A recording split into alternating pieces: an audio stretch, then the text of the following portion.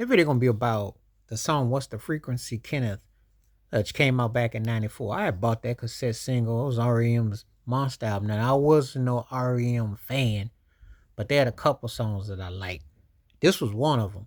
Michael Stipes, who was the band leader and the writer of the song, wrote the song. It was actually inspired by two teenage cats who held up Dan Rather back in '86 when he was working on 60 Minutes. Anybody back in the day who remembers 60 Minutes knows what I'm talking about because you used to listen for that tick, tick, tick, tick sound, watching it with Ed Bradley, Morley Savior, and I think that's back when Harry Reasoner was on there. And Rooney, the old dude who used to be always have the commentary at the end. So anyway, Diane Sawyer was on there too. But anyway, Andy Rooney was the old cat. But anyway, What's the Frequency Kenneth was a catchy song. Kent was a hit in '94. But it was actually based on a true story. That's back when artists used to actually watch the news, give you a theme, and then put something into it and then get their take on it. R.E.M was considered somewhat progressive for their era and their time. Like I said, I liked a couple of their joints. I wasn't the biggest R.E.M fan. But this song was catchy, it's big time. And anyway, they used it. Dan Rather, that's how big Dan Rather was because in the news business, the journalism. And so this became a hit song and it was a catchphrase. And it, remember when it came out in '94. So anyway, watching 60 Minutes and then taking it on back to that, when you start hearing about this song and how they used it, uh, one of those songs that just kind of took a life of its own. It's kind of like, yeah, that was definitely happening, and you could definitely understand and relate to that. So that when you think about, that's hard to believe that's been 30 years ago because so much happened in '94, especially in music, and that's where songs and culture and themes and topics were such a big deal. I don't think people really can really relate to that too much now because now people kind of like tap and clap on one another.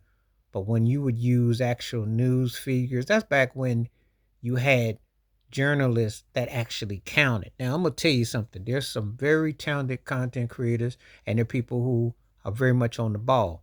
But there was a day and time when we depended on actual personnel and people who could give and take and speak on different things. And that's something that we used to long for. Media meant a big deal back then. It's not the same no more.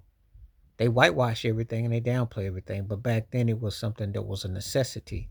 If you wanted to educate yourself and enlighten, you watch to see what the news was talking about. Now you stuck with CNN and Fox being all watered down, and they basically are doing like Junior Whopper TMZ stories or trying to sound like they, one it up.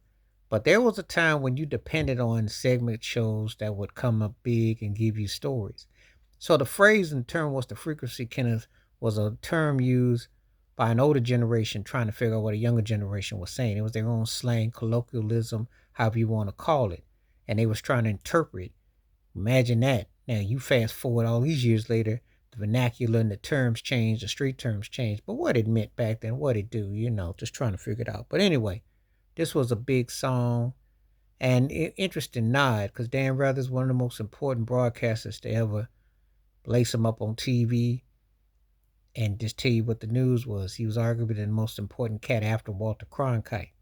So he was actual and factual. So anyway, that's a little story about one of the biggest songs of 1994, which was an ode to 1986.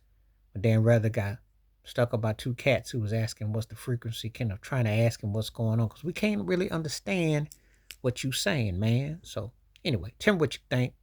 Would you could imagine that happening today?